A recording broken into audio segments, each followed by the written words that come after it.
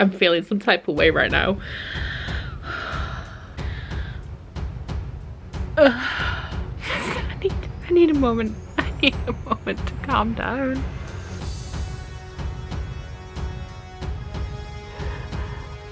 I'm having a thing. I'm having a moment.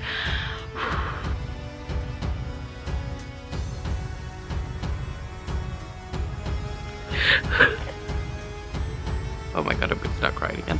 Iconic.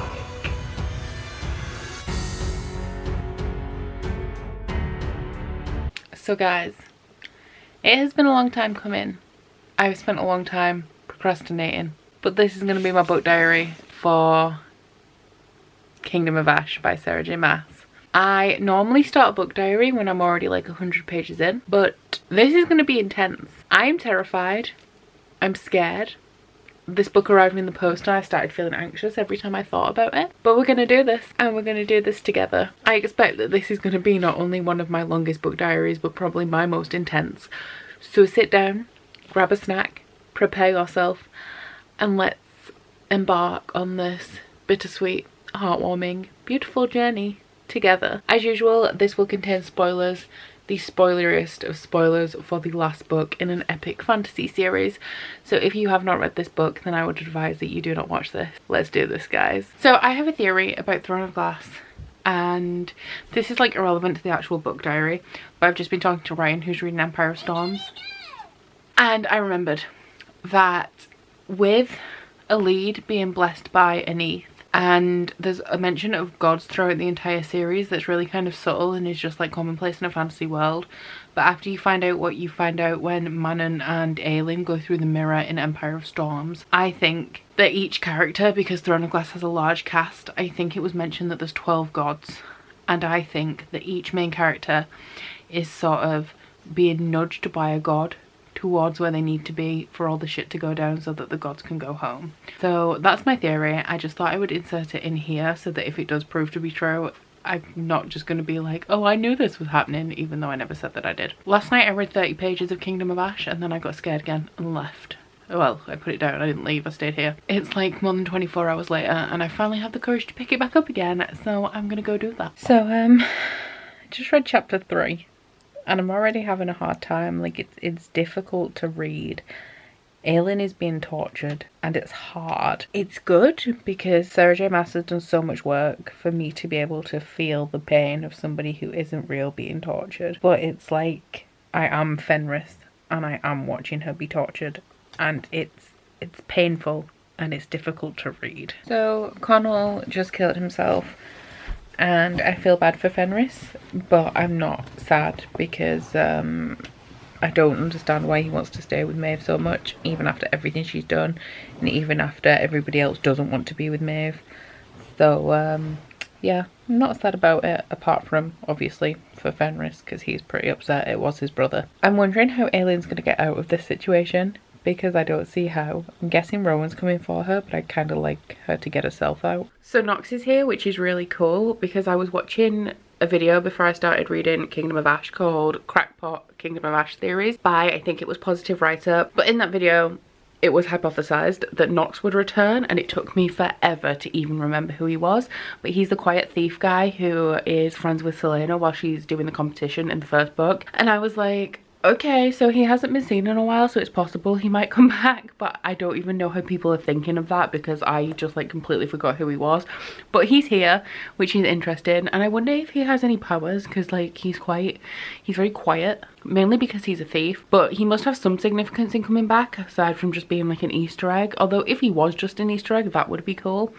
But I'm excited to see what's going to happen with him. And also Chaol and Irene are making their way back now, and I want to know if they're going to be told that Lysandra is posing as Aelin and that Aelin isn't there. Rowan, Gavriel, Lorcan and Alid were on the way to Arcadia, and they felt a ripple of Aelin's power from where she's like slamming her hand against the iron coffin, and I am so happy because they are going to go and they're going to slay some bitches.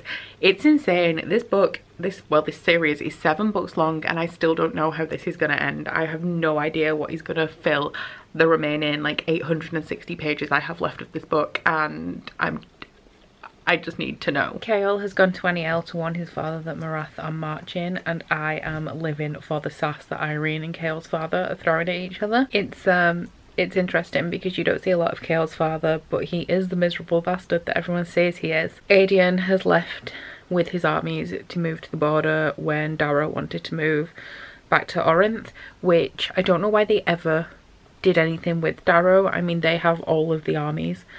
They have Aelin, so regardless whether these 4 men recognise Aelin as queen, if they win the war, then they get Terrasen. Like, it shouldn't be hard for all of those people to be like, come on Darrow, you can leave now, nobody wants you here. So I just finished chapter 22, and it's the first battle with Marath, where Lysandra is scouting ahead and she sees around 50,000 of them, so she sweeps back to tell everyone. And then the narrative sort of zooms out and isn't attached to any character, and it's like an overlook of what's going on, and my heart hurts.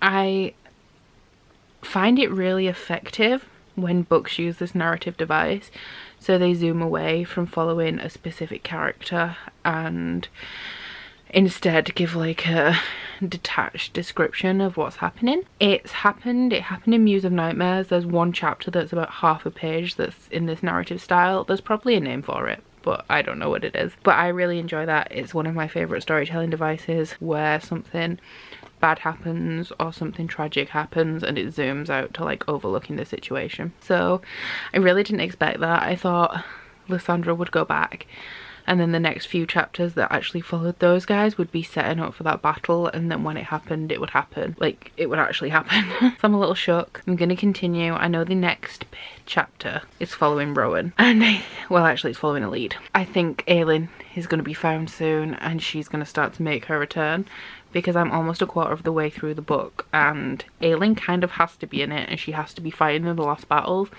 and she has a ways to recover from what she's been through. So I think they're going to find her soon. Hopefully nobody dies in that encounter. The fact that Abraxas has mated is like the sweetest thing to ever happen in this series.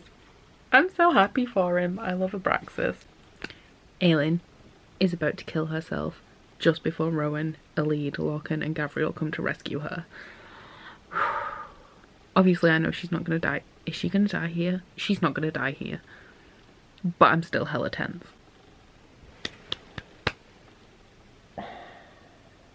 I can't handle this. I can't do it. Fenris has just slapped. Fenris has just snapped his blood oath. I can't. Lorcan has found Aelin and she's running away. Oh my god, Gavriel's here too now. Oh my god, Rowan's here. Oh my god.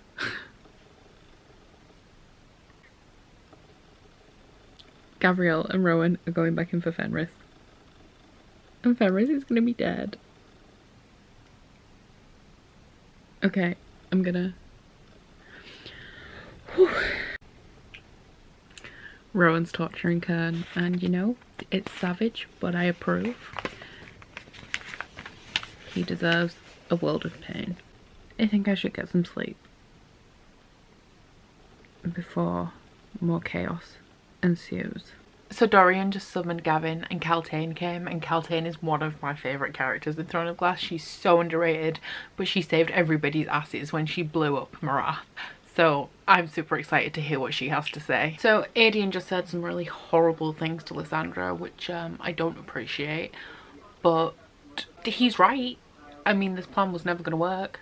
They don't have a Firebringer. They need a Firebringer. And the last we saw of Aelin, she's a little bit insane and doesn't know what's real and what isn't real.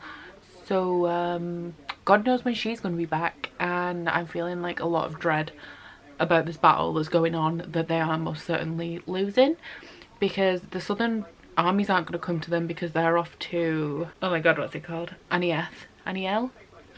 Yeah, Aniel. They're over there. Aelwi isn't coming, the Croatians aren't coming yet, the cadre aren't on their way back yet, so I don't know what's going to happen, but I hope everyone doesn't die. I want to know what's going on with Aileen's hair. Like, they keep mentioning that it's too long for only 2 months to have passed. Like, does that mean something? Has something happened to her? Has she been in some sort of like alternate reality? I need to know. Okay, so if I'd have literally read 3 more lines before I did that last update, then I would know why her hair was long. So let's just forget I said that.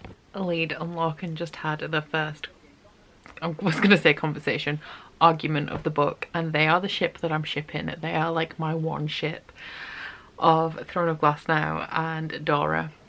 Yeah, it's happened. It's all about Lead and Lorcan. I was Lysandra and Adian trash, but just Lorcan had some lines in Empire of Storms that really got to my soul when he said, I wanted to go to Pronth with you as he thought he was gonna die, and I nearly died. And yeah, so I just want everyone to reconcile, because at the end of Empire of Storms, like literally every ship broke up and I can't take it. I have 660 pages left and I need me some reconciliation. Aelin just asked Lorcan if he plans to sail with them to Terrasen, which he said yes. And then she said, do you plan to join us in the war? And he said, well, I'm not going there to enjoy the weather. And I lolled. I love Lorcan so much. I think Lorcan is now my favourite. And oh yeah, because he's like the bad guy. That's my vibe, that's my jam. So Lorcan is probably my favourite. She just told him that there is still a possibility with the lead, and that a lead and Terrasen won't survive the war without him. I'm dead. I'm dead. I'm sorry, that was a really creepy thing I just did, but oh, my feels. I need a moment. I need a moment to calm down. So I just read the chapter where the first witch terror is used. And I'm shook. Like, it really hurts that they're losing the battle so badly. Hasara's just arrived in Aniel, so they're doing like better now. They're kind of stabilizing it.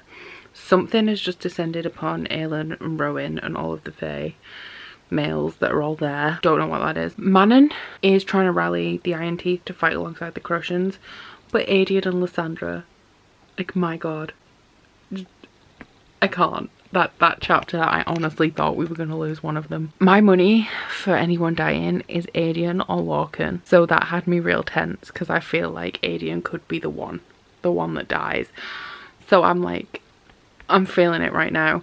But I want to know who's just walked through the tent flaps where Kaol is, because it's really annoying. Every chapter I'm reading right now is ending on a huge cliffhanger, and you have to wait several chapters to find out what's happening, because the perspectives are skipping so frequently through all of the battles, and it's too tense. I'm sorry, but Aelin can't just rock up in Aniel without any like sort of like, what? I'm assuming that the things that were flying towards them in the last chapter, where it kind of cut off from her perspective, were rooks that went to get her. But how did they know she was there? Oh my god, she's gonna meet Irene, and she's gonna know who Irene is.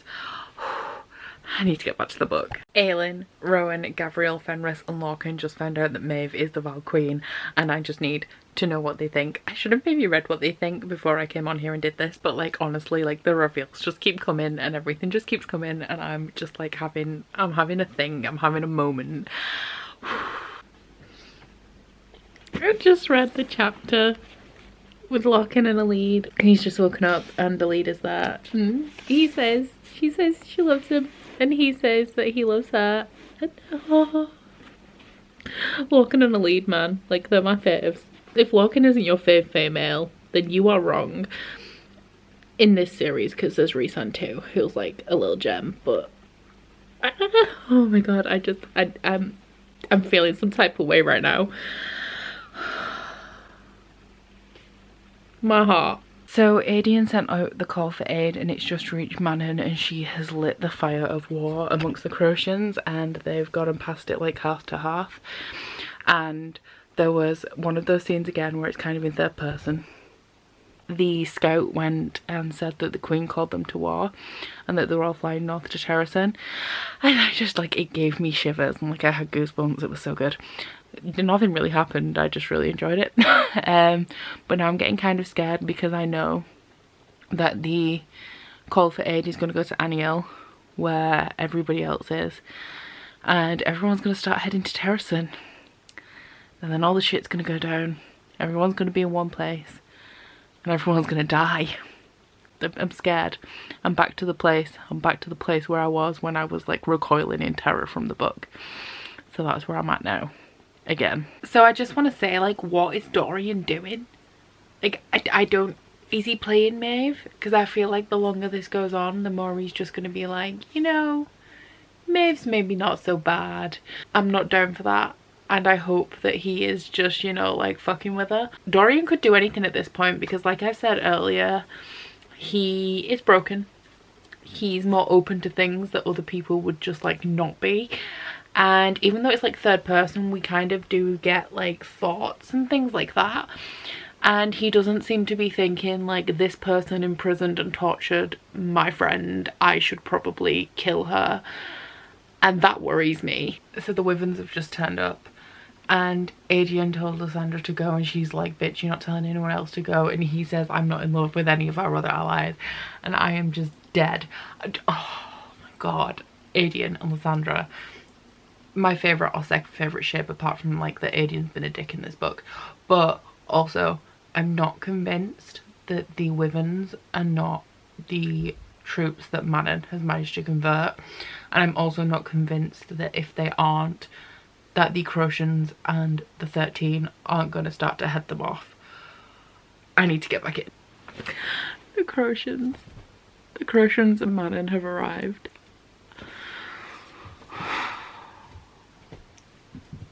When this book ends, I'm just gonna be like a wreck, and I don't know how I'm gonna live without it, because even if Sarah J Maas creates a new series with Crescent City, it's gonna take like years for me to be this invested in it. So Dorian has finally found Aelin.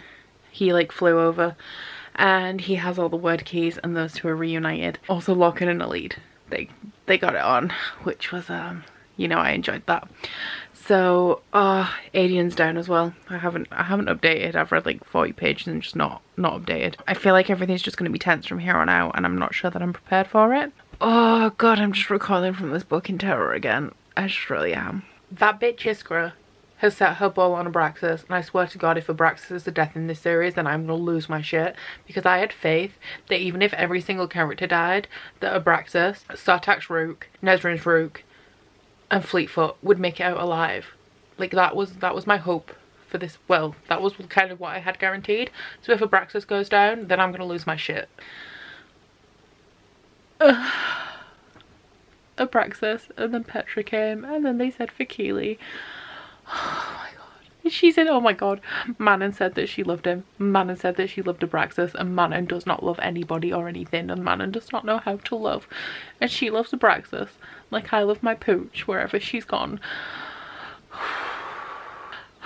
So Abraxas has collapsed inside the castle. The healers are coming to him, and now we've cut to another scene. And I don't know if my baby is going to be okay. So I'm not okay.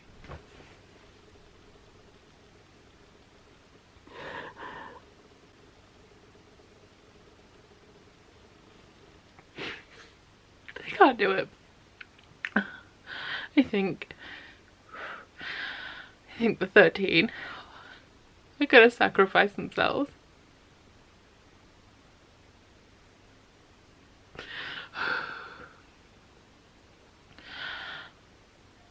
And I'm just not ready for that. Oh my god. I can't do this today.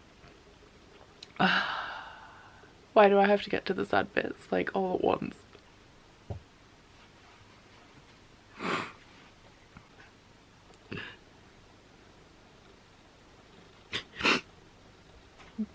Oh my god.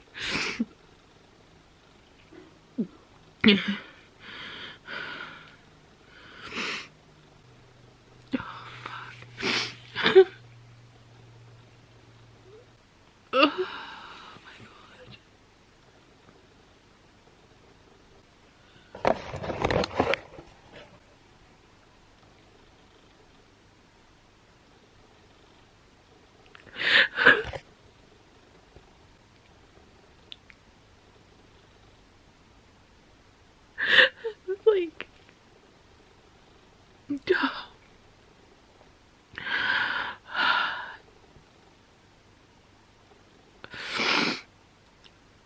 I just can't.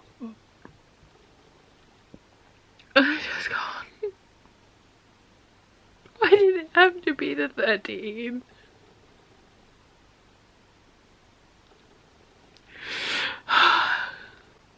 Holy shit.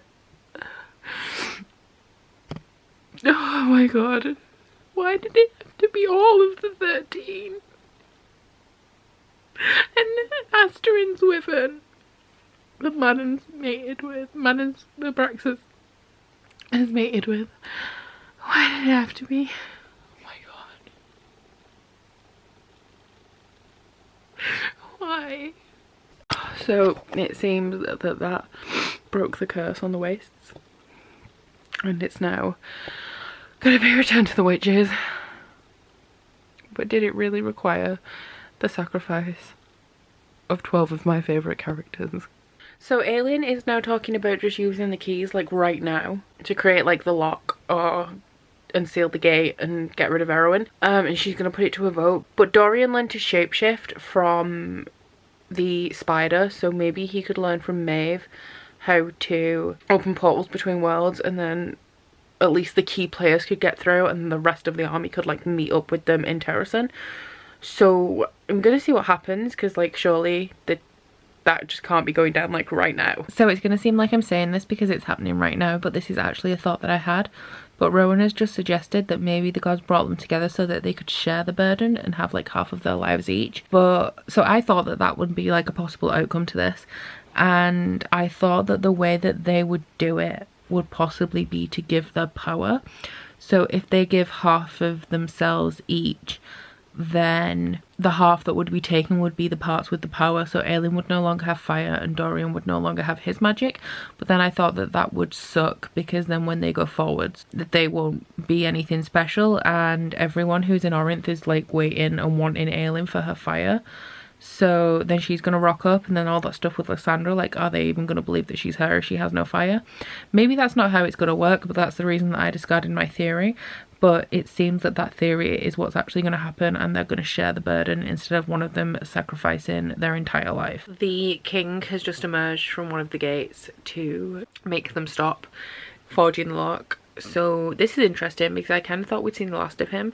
Obviously Dorian still has his issues and his closure, but this book is like wrapping up things that I didn't really understand were still left unfinished. Like Selena's issues with Endovia, where the whole thing started. I kind of like how it's come back to like the very first scene of the book.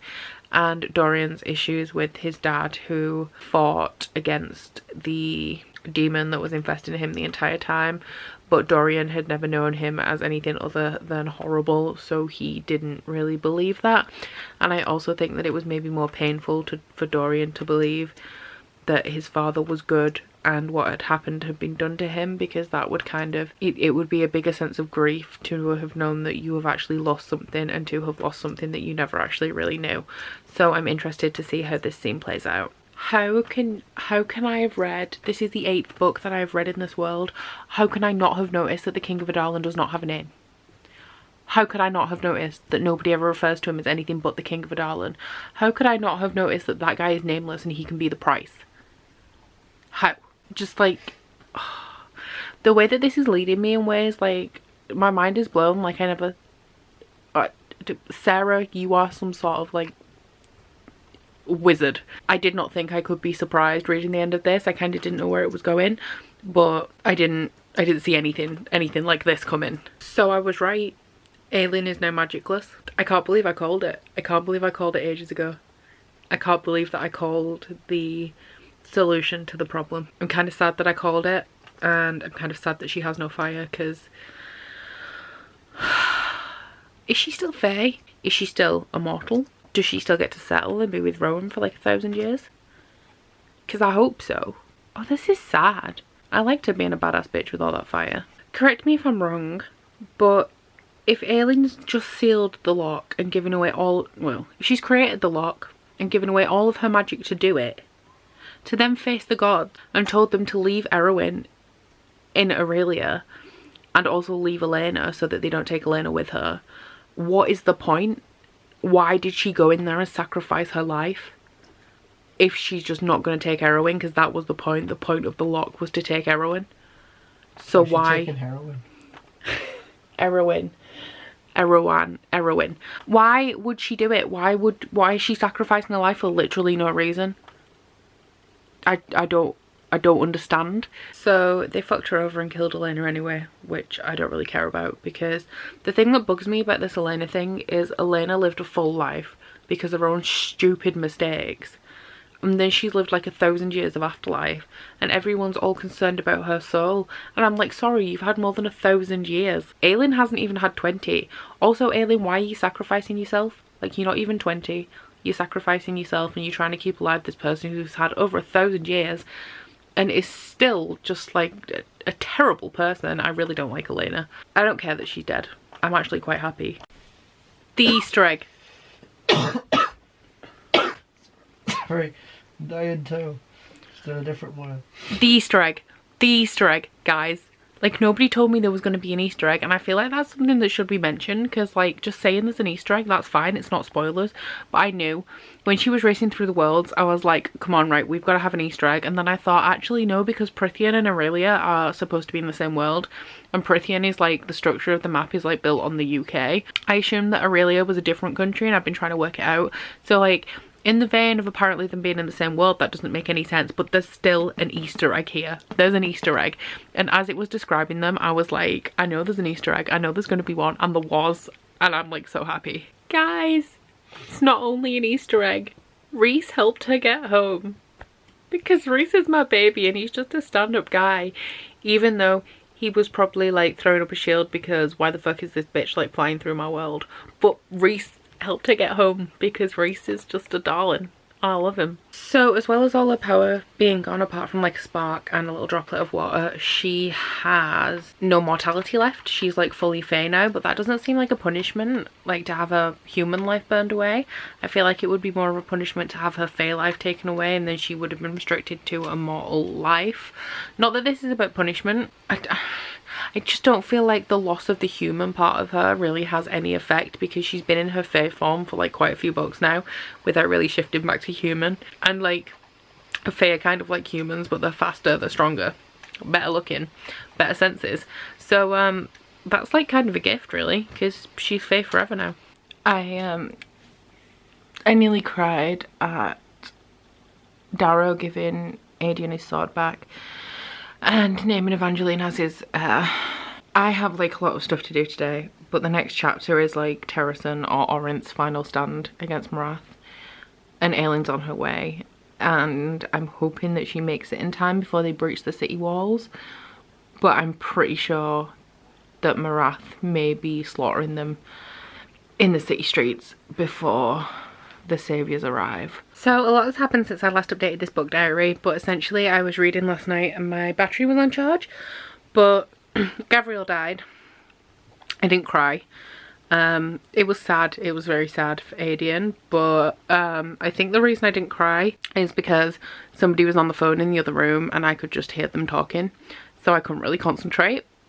But yeah, Gabriel's gone. Maeve and Erwin are here. Aelin has no power. And I finished reading chapter 112 is the next chapter I'm on to. And yeah, I just abandoned it in the middle of a battle because it was like almost 2 AM and your girl was sleepy. So I'm going to carry on now. I'm on page 692, so I am hoping to finish this tonight. 90 pages. We'll see how it goes. So the Fae, the missing Fae, who live with the wolf tribe, have now arrived, and it's one of those things, like ages ago when I was reading the book I thought, oh, maybe the rest of the Fae will turn up, but then like all this other stuff is going on and Sarah just makes you forget about it, and then when it's revealed it's like, oh my god. So yeah, I love it. Like my favourite parts of like Throne of Glass are when random armies turn up, and I'm so excited. The moment when Maeve is on the floor and Aelin's like, oh, I'll banish you to anywhere you want to go, and if you go there, do you promise to stay and leave us alone? And Maeve's like, yes bitch, just take this sword out. And then Aelin says, and then go to hell. Iconic. Iconic. So I'm on page 934 and this part just hurts. Like I'm not even crying, it just really hurts. It's where Abraxas has landed in front of Dorian with Manon there. and he's looking for the 13 and she says you won't find them, and then it says about Abraxas looking towards the scorched part on the plane where the wyvern, I don't even remember its name, the wyvern that he was mated with will never come back, and it just like, it hurts my heart. I miss the 13. Also, can anyone tell me where Fleetfoot is, because I'm seriously concerned. Like, it occurred to me about 100 pages ago that he has not been seen, and I'm now on page 935 with 45 pages to go, and I have not seen Fleetfoot. Where is Fleetfoot? And I also think Fleetfoot is a girl, and I just called her a boy. Hey, so I just finished Kingdom of Ash.